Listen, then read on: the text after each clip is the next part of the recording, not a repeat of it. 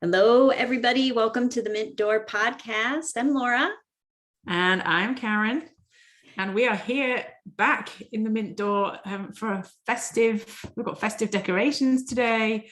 And it's only a few days away from Christmas. Yes. And in fact, I think that shortly after this conversation, you and I are both kind of on vacation mode. Yay. I know, that's a lovely feeling. Yes. Pens down, step away from the desk. Yes. Get out of the office, wherever you are. And it's a lovely feeling when you walk away and shut the door. It is. And just focus on just enjoyment and peace and calm. And hopefully we are sending you all of that you can take a moment this busy time of the year and just take it all in. Enjoy it. So yeah, I know you were outside enjoying a little bit of peace and quiet yesterday. Tell us a little bit about that. So the weather is crazy at the moment. I don't know if you experienced that up in the Pacific Northwest, but here in Arkansas, in the center of this, or center southern really of this country, we go from like super warm, like mid 70s in December, which is crazy, down to below freezing. And then a couple of days later, we're back up to super warm again. Maybe this is a reflection on how busy life is at the moment, but I forgot to plant some bulbs that I was given. Now, a friend of mine and I are quite passionate about saving plants off like lots that are about to be built on that have had old houses on. We do ask for permission from the owner. That's good. but we then go in and rescue some of the plants that would otherwise just be destroyed by the construction teams who come in and just flatten the sites. And there's one particular bulb or plant that I've seen, and this is new to me. These didn't happen in England, they didn't grow, and these are called naked ladies. So the name is a bit funny, but for those of you who don't know what they are, in spring they produce like lush green foliage.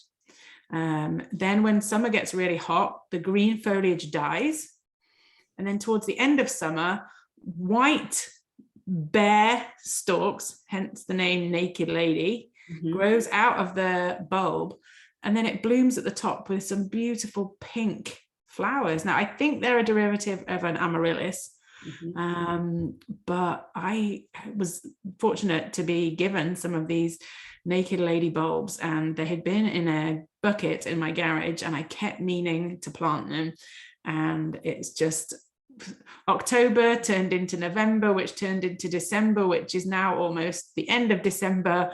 But the weather is so crazy out here that, I mean, my daffodils started sprouting this week. Crazy. Which that's way too early for them. So I decided if nature is as confused as my brain was with planting schedules, then I'm going to take a chance. Yeah. So they went in the ground yesterday. Oh, I'm excited to see those. I've never seen those. And we were talking about the fact that now that we've talked about that, I'm going to start seeing those everywhere. Yeah. Like the synchronicity of when you bring something to your brain and all of a sudden something you'd never thought of before, not thought of very much, all of a sudden starts popping up in your life everywhere. Yeah. It's it's a phenomenon. I think so. That everybody experiences some, like probably multiple times, like a month. It's a new idea that you're introduced to and you see it. And then all of a sudden, something that was foreign to you, all of a sudden now is commonplace. Yeah. And this goes way beyond the fact that our phones are listening to us, and we will probably end up with a Facebook advert for naked lady bulbs. Yeah. Sorry, everyone. Yeah. Now we have done this. But yeah, like once your brain is aware of something, it sees it so much more frequently when otherwise you wouldn't be aware. You could try it with, like, if we were to talk about gold cars, you will see more gold cars. Yep. Today. Yeah. You know, and it's fun because if you think about this, we could really use this to our advantage. Like, what do we want more of in our life? What do we want to see more of? What do we want to feel more of? You know, if we really start applying this phenomenon, we can use this to create great things. Yeah. I mean, the potential for it is huge there, isn't it? But huge. See stuff and then think about it. The one thing that it makes me think of, and is something that we keep coming back to, time, like, I don't think there's a day that goes by when you and I don't talk about this one thing, and that is values. Yes. And like, I know, like, you hear values is becoming a much more common topic. Mm-hmm. And I think if you just take it at face value, you're like, oh, okay, that's my values. Mm-hmm. But being able to take those values, think about them every day, mm-hmm. apply them every day to what you're doing, mm-hmm. they become so much more powerful than just my list of values. Right. When and you're right, values is almost becoming like a buzzword now. Mm-hmm. But I remember way back when I first started exploring values with my life coach, I didn't even really understand what they were. I didn't know mine for sure. I mean, internally I did, but intellectually I hadn't really thought about them. And it's just interesting that the more you think about them, the more you tune into them, the easier, just like this phenomenon, the easier they become to pull into your life, to utilize. And then it's like second nature then. Yeah, that's exactly right. It's that second nature piece of it that for me, and we've been working together for a while now, but since we've been thinking, and we've really thought about values and everything, I think it takes a good amount of time to get to the point where those values are just so ingrained in what you're doing. That and one thing I have really I've enjoyed reflecting on that this week is when we're in a meeting together or we're talking about something, you and I don't even have to speak it to know somebody's idea. Does it align with our values or is it not aligning with our values? Because I just get the feeling, and the cool thing is that when we come off the call and you and I compare what we thought, we're on the same page because the values are in it. It's magic. It is, I think, life-changing to get to that point when you are so familiar with your values and to do work surrounding that. Yeah, I think that it's what we are constantly searching for. It's that purpose, that drive that points us in the right direction, that North Star, the compass that shows us the right way to go. Yeah. And if you think about a compass and think about using a compass the first time, it was really confusing. Yeah. And yet people have used that to navigate for centuries, right? And so using it more and getting used to it, it points you in the right direction. And I think that's what values do. And you're so right.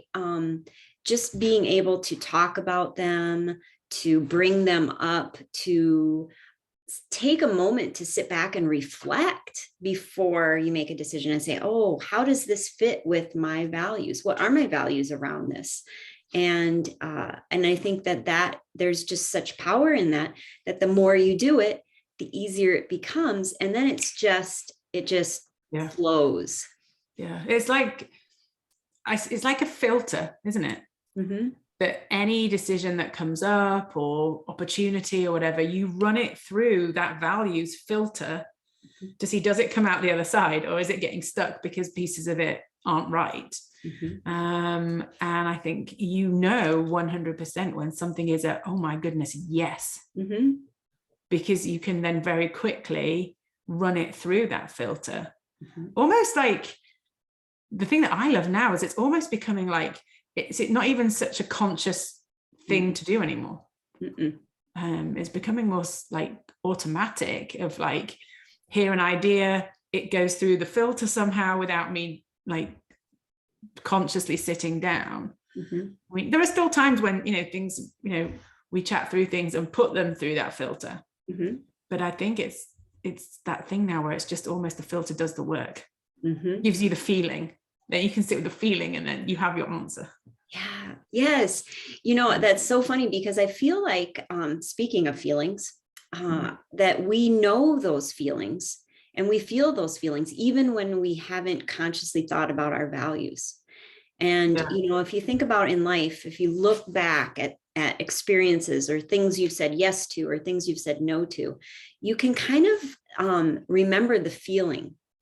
And there might have been things that you did that felt off, and intuitively you knew that, but maybe you said yes anyway, or things that felt really great and you just knew, and it turned out spectacular because it was aligned with your values. Yeah, that is such a good point. That, even sometimes you might even find yourself in the moment when you're doing something that if you haven't been so tuned into that, but in the moment you're doing something and you're just like, it's not feeling great, like you're uneasy about something, or it's just not making you feel like you want to. And that is when, like, to go back to those values, and you will probably be able to find something on your values that is not in alignment and you're not honoring at that moment in time.